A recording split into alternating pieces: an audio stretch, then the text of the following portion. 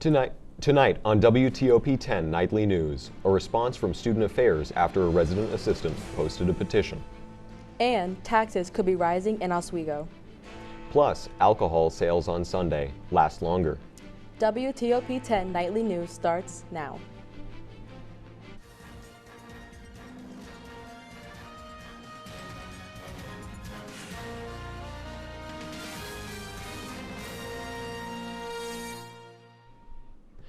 Good evening and thank you for joining us. I'm Ed Lundquist. And I'm Hazel Montalvo.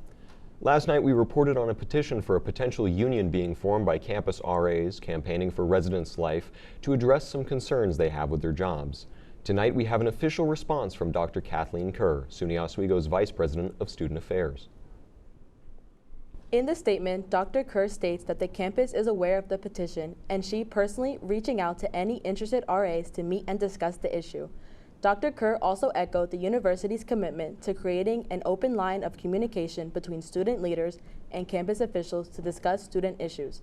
Dr. Kerr indicated that campus officials and student resident employees have been in contact about these concerns, and she sees the petition as another mechanism for students to communicate their concerns. Next week, the New York Theater Ballet is coming to Oswego as a feature in the university's ongoing Artswego series. Both well-versed and up-and-coming choreographers will come together to bring local audiences a fresh look at classic and modern pieces. In addition, they are also offering master classes to the ballet class on campus and to the general public at Oswego's Sky Project Dance Company. The performance will be held at the Waterman Theater next Friday, October 27th at 7 p.m. In an effort to give students more resources for research, SUNY Oswego's Penfield Library has announced the expansion of their interlibrary loan system. The system allows students to request resources from organizations outside of Oswego free of charge. Librarians at Penfield are excited to be able to expand the pool of resources for students, but they suggest signing up quickly to ensure that the request process will go smoothly when you need it. If you're interested in botany, SUNY Oswego's plant-focused facilities will be opening their doors for an open house this Friday from 3:30 to 5:30 p.m. The event will show off the 200 plant species in the greenhouse on the top floor of Shinneman Hall and the herbarium on the upper third floor, boasting roughly 40,000 preserved plants from over the past 200 years. The open house will allow visitors to learn about both the facilities and their features while also supporting teaching and research. Cloudy, but not too cold. It was typical autumn weather today, don't you think? Absolutely. Now let's take a first look at your forecast with Storm Team 10 meteorologist David Rienzo. Hey everybody, today was a pretty nice fall day. Little crisp, cool air and some cool temperatures. Nothing too bad, but not the nicest day. We did have a beautiful sunset by the lake. It was a perfect golden, perfect orange. It was just beautiful. But for the next few days, you can expect some more cool fall temperatures like the ones we had today. Maybe a little bit cooler from what we've seen. Not much rain for the next couple days, but do expect to bust out your umbrellas in the next coming days. And all that and more in my full forecast. Back to the desk. Despite last year's constant property tax level and the 11% decrease on general taxes, Oswego County may not be able to maintain such a position in the face of unexpected budget complications. Thanks to the introduction of an upgraded private health care company to the county jail and a Supreme Court decision that limits the revenue that can be taken from tax delinquent properties, Oswego County is moving into 2024 on an unsure and possibly underprepared budget plan. What does this mean for you? Well, taxes might be on the rise in Oswego County. Don't toss your pumpkins in the trash after Halloween. You've got some other options. The Oswego County's Department of Solid Waste is accepting pumpkins to be used in their compost pile following Halloween night. County residents are invited to bring their used pumpkins to the Bristol Hill Transfer Station in Fulton on Mondays, Wednesdays, Thursdays, and Saturdays during operating hours to contribute to the compost. Governor Hochul signed a legislation package Saturday that expands the alcoholic beverage laws in New York State. With this package now in effect, retailers are able to sell alcohols on Sunday from 10 a.m. to 10 p.m.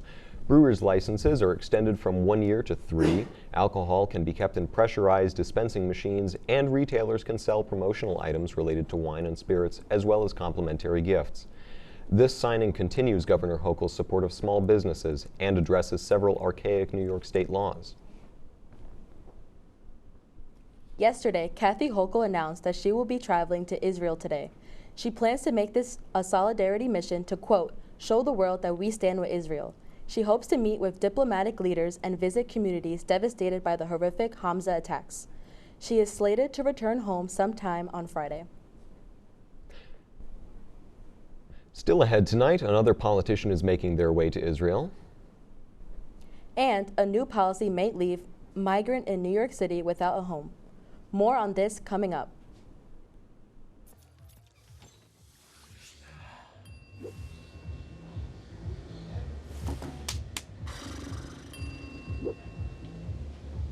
If you need to do something to feel okay to drive, you're not okay to drive. Don't drive buzzed.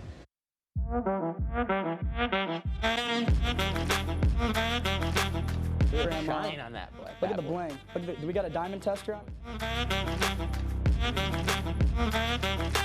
Yeah, that's getting bad. Yep. 10 out of 10 recommend on Yelp.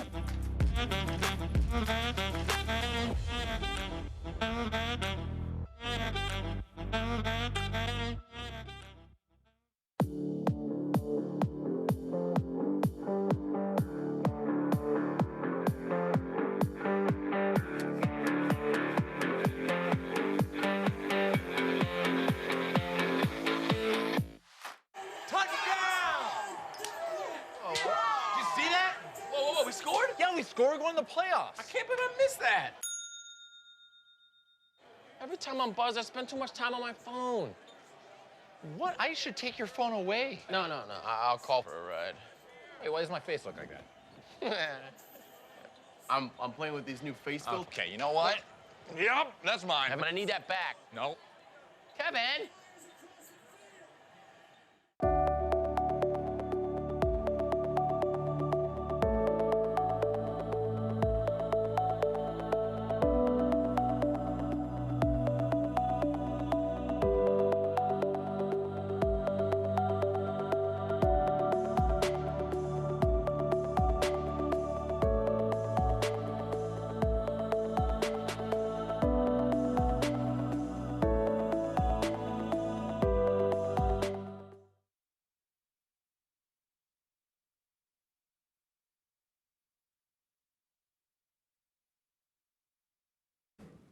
Hi everybody, welcome back. I'm meteorologist David Rienzo. Right now in Oswego, it's 50 degrees with the feels like temperature of 50. Nothing really too cool happening. There's been no precipitation for the last few days, so dry ground right now. Some calm winds coming in from the south. It's going to make us feel a little bit warm. It's going to increase what tonight's temperature would be at 45 degrees with the southwest wind coming in about 5 to 7 miles per hour. Nothing that's going to blow you off your feet, but it might feel a little bit warm, which will help you out. There will be a slight wind chill, which is going to make it feel like 42 degrees tonight. It'll feel a little bit cold, so I'd suggest a hoodie, maybe a winter coat if you're a little sensitive to cold temperatures. Right now, tomorrow morning, if you're stepping out the door, it'll start very cold, 47 degrees, but as the day increases, it'll peak at 61 degrees right around 3 p.m., right when you're coming out of classes. Maybe you're going for an early dinner if you're an old person, or if you just like early dinners, nothing wrong with that. Temperatures are going to drop back down as the night continues into 56, and we can expect some more warm temperatures for our area, some cold temperatures over in the Pacific coast. But if you look in such as Louisiana and the Midwest, they've got some higher temperatures than what would normally see in this time of the year. For our coming week, this is our chance of precipitation. Thursday, nothing too severe. The most you might see is something happening in the evening, 10, 11 p.m., something like that. Nothing too severe. But as the weekend continues, such as on Friday, you've got less than a likely chance, nothing positive. It would again just be something in the morning, something in the afternoon. But Saturday is when you can definitely see some rain. It is more than likely that rain will occur. Nothing too severe, less than an inch in our areas, and that'll again just drop back down for Sunday, less than likely. Going into our 7-day forecast, you can see temperatures are cooling down a little bit, starting at 66 on Thursday and Friday, and it'll drop down to 51 by Sunday. That rain will really cool off our area. Chance of showers tomorrow, as I said, with clouds growing as the day continues on Thursday. Some cool lows, 45 Wednesday night, 44 on Saturday. So expect a cold, wet weekend and a cool week next week. That's my full forecast. Back to the desk. A 10-year-old girl is dead after a train struck her in New York Tuesday morning. Officials say she suffered a medical condition and collapsed on the tracks. Unfortunately, the operator wasn't able to stop the train in time. The resulting incident disrupted service on several subway lines. Police say they don't suspect any criminal behavior was involved. New York City Mayor Eric Adams announced a new policy that will limit the amount of time migrant family can stay at a shelter. Families seeking asylum will now be required to leave those facilities after 60 days and will have to reapply for placement. The new rule takes effect next week. 60-day notices will first be given out to families who have been in the system the longest. The city is expected to open up a new shelter in the next coming weeks in Brooklyn. It will house up to 500 families.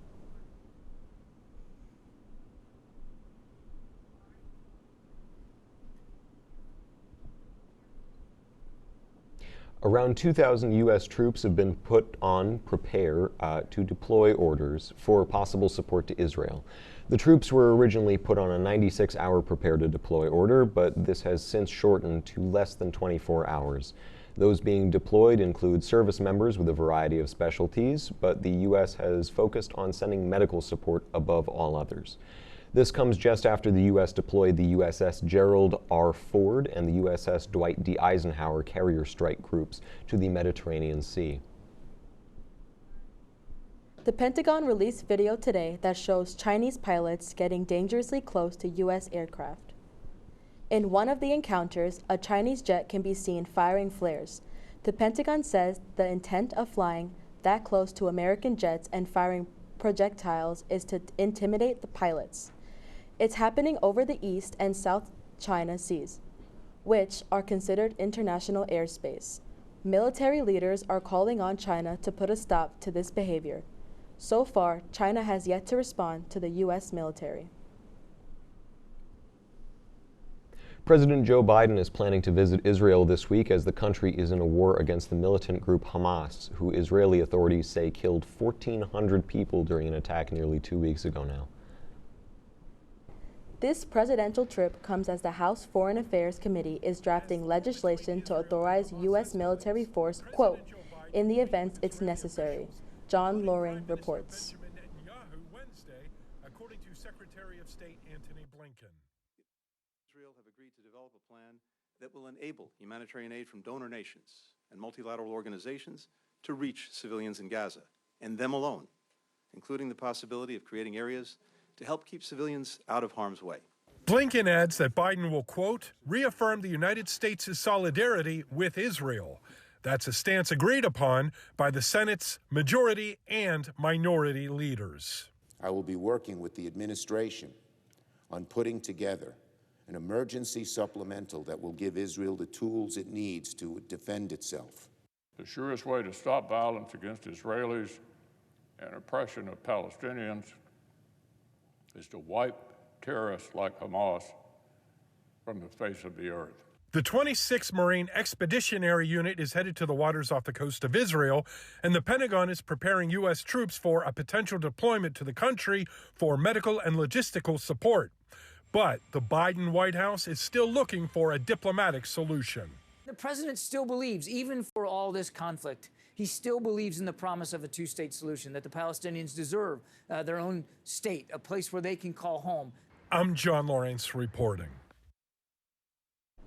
The tensions between the Israelis and the Palestinians has gone on for decades and has claimed thousands of lives from both sides. U.S. National Security Advisor Jake Sullivan says there is a risk this war could result in a much wider conflict for the region as other countries prepare to get involved. When WTOP-10 nightly news continues, mouth pain, ankle pain, and pocket pain. Find out more when we come back.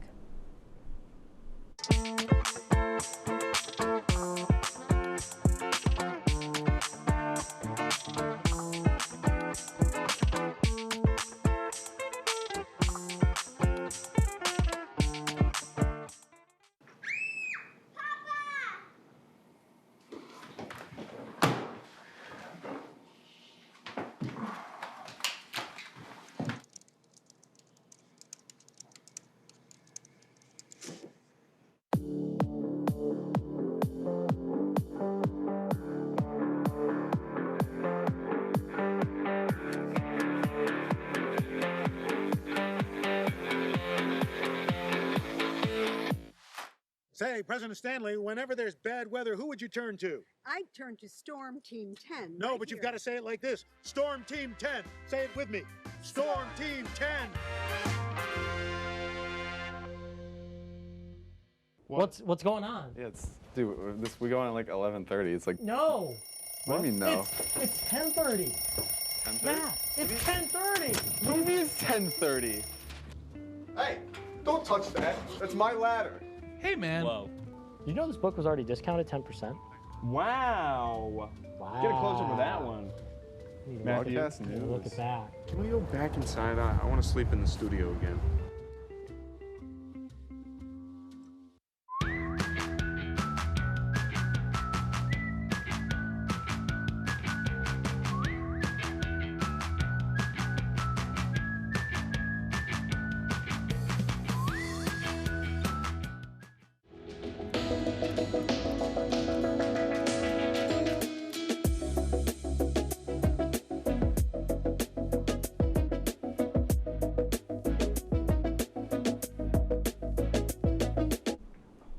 Welcome back to WTOP-10. Here is your health and consumer update. An AI breakthrough may allow pancreatic cancer to be detected before it's too late. Mandy Gaither has more. It's expected to become the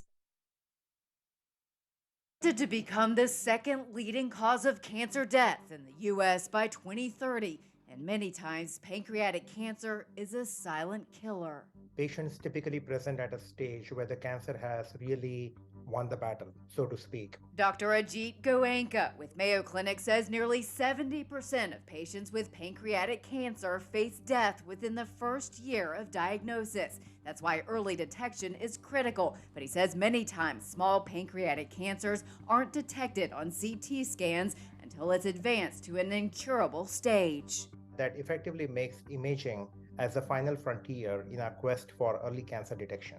Goenka and other researchers used imaging data sets from past CT scans of those diagnosed with pancreatic cancer to create an artificial intelligence model that they hope will help aid in early detection of small tumors that are currently difficult to detect. We are very happy with what we have achieved so far, but we are also mindful of the fact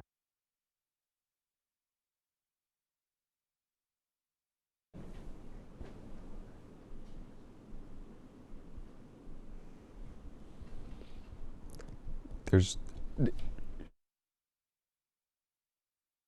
American Cancer Society expects 64,000 people to be diagnosed with pancreatic cancer this year. This technological breakthrough would help those people and their families. On the other hand, technology doesn't always help us. Be careful on those bird scooters down in town. As e-scooter, e-bike, and hoverboard injuries have been increasing by 23% every year since 2017, with 233 deaths reported. A third of these injuries involve children 14 years and younger. Emergency rooms are seeing more and more injuries related to the micromobility devices as numbers continue to climb.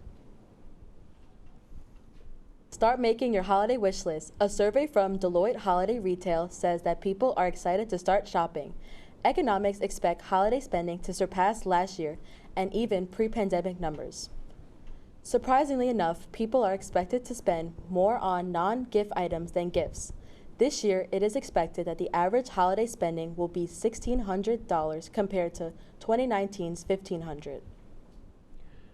Speaking of rising numbers, the Carolina Reaper has been dethroned as the world's hottest pepper. And that's no easy feat, as the pepper sits at a brutal 1.6 million Scoville heat units.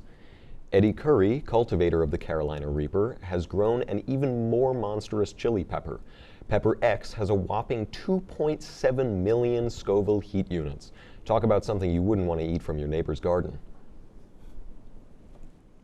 All these stories were about things rising, but this next one was about something dropping. This something had an entire flight canceled. It was poop. Someone pooped on the bathroom floor of an airplane, and the passengers had to leave so a cleaning crew could deep clean the aircraft. That person should be less worried about missing their flight and more worried about missing the toilet bowl. The plane didn't even get a chance to take off. Coming up at sports, it's Luke Ratty. Hey Luke, can you give us a quick preview? Hey guys, stay tuned for the latest sports news, including a necessary Lakers draw and a birthday boy who made the most of it. All that and more, next. We go on at like 11:30. It's like No. What do you mean no? It's 10:30. You got it, bro. Yeah, it's 10:30. What do you mean it's 10:30? Hey, don't touch that. That's my ladder. Hey, man. Whoa. You know this book was already discounted 10%? I think all Wow. Get closer to that one. Hit it. Can we go back inside? I want to sleep in the studio again.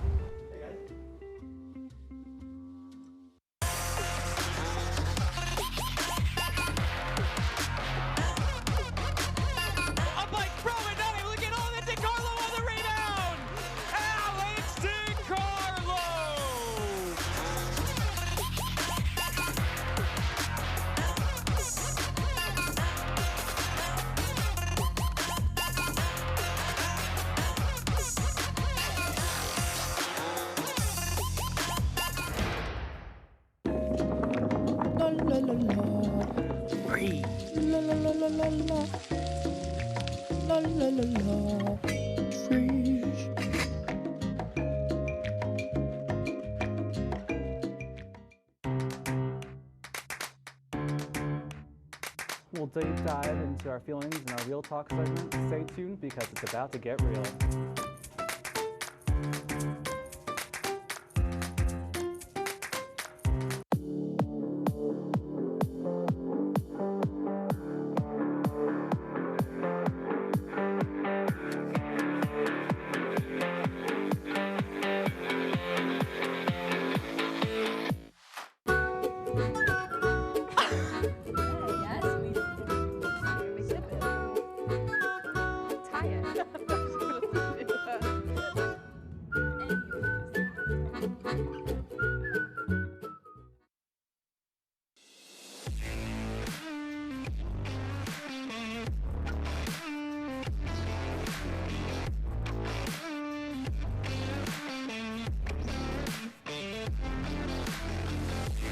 Welcome back. I'm your sports guy, and let's get this show on the road. The match wasn't pretty, but the Oswego men's soccer team found a way to stave off elimination with a 0-0 tie at the hands of the New Paltz Hawks. A loss would have eliminated the Lakers from making the SUNYAC playoffs. The story of the game was Oswego goalie Andre Bergili, who put the Lakers on his back and shut the door on the Hawks with an impressive 5 saves in the contest. The Lakers are still alive for the playoffs. Switching to the other side of the ball, the Oswego women's soccer team will look to continue their recent success when they travel to Buffalo to take on the Buffalo State Bengals. The Lakers have not lost a game in 4 contests, having won and drawn 2 games each. Buffalo State are coming off a 3-3 tie with the Plattsburgh State Cardinals, so they'll be looking to give the Lakers a good fight.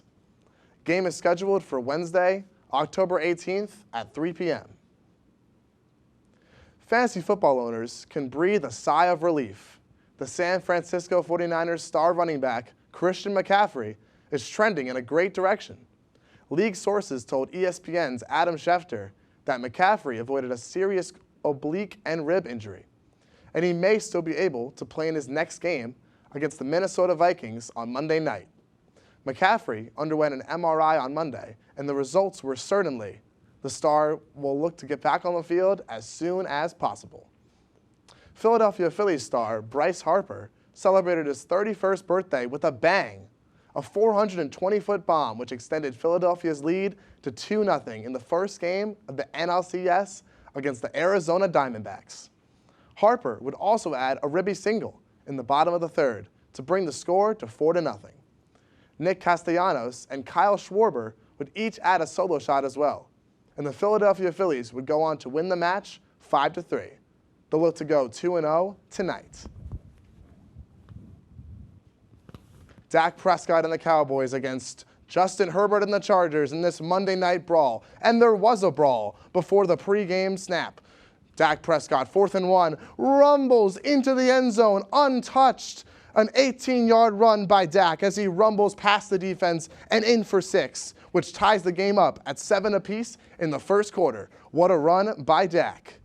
Later on, 4th quarter, 10-10. 2nd and goal, Dak Prescott scrambles, heaves it up for a prayer, and somehow, some way, Brandon Cooks comes down with the reception. A 2-yard touchdown pass to Brandon Cooks to give the Dallas Cowboys a 17-10 lead. But the Chargers were not done there. Later on, 4th and goal, 1-yard passing touchdown to Gerald Everett, the tight end, ties the game back up at 17, 20-17. 1:30 left, Chargers need a prayer. Herbert heaves it up under pressure, and it's picked off by Stephon Gilmore. The prized offseason signing for the Cowboys comes up big with a game-sealing interception as the Dallas Cowboys go to 4-2 and the Chargers fall to 2-3. That's it for my sports report. Stick around for an unexpected furry mayor. No kids worry about a lot of things. Getting enough food to eat shouldn't be one of them. Through a nationwide network of food banks, Feeding America serves virtually every community in the United States. See how you can help your community. Visit feedingamerica.org.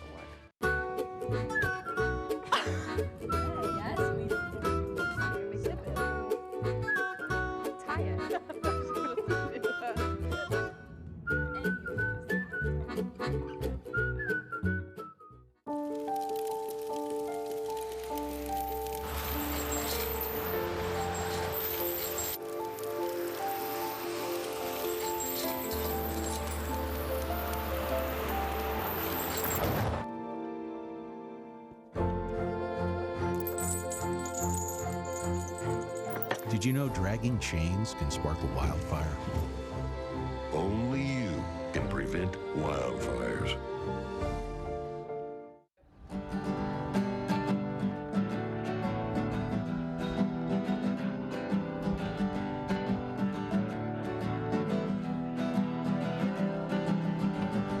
We're here for you, we're here for you. This is your channel 2. With sports and news and what to do, we're here for you. It's your TV, you're watching WTOP. Your TV, thanks for watching WTOP.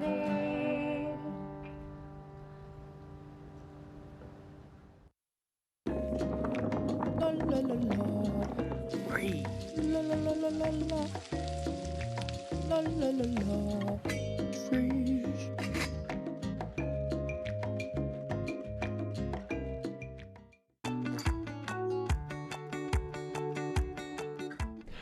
For a light end to our newscast, a dog in Anchorage, Alaska is running for political office. Patrick Cornell from CNN has more. Unleash your vote for this precious pup. Miko for mayor. The political pooch is running to take the top spot in Anchorage, Alaska. The question? Why? Politics has become kind of a dog-eat-dog kind of thing. So, whistle for the expert, right? Miko's owner/campaign manager thinks this Malamute may change hearts and minds. So I figured, well, why not run a dog for mayor and for office? Might change things, how people feel. Miko loves a good pet and greet. Red, blue, it's all belly rubs here. He's ready to accept scritches and scratches from both sides. As the sign says, the choice is clear. He's got my vote. Well, that's our report for tonight. We appreciate your support. Thank you for watching. Have a great night, everyone.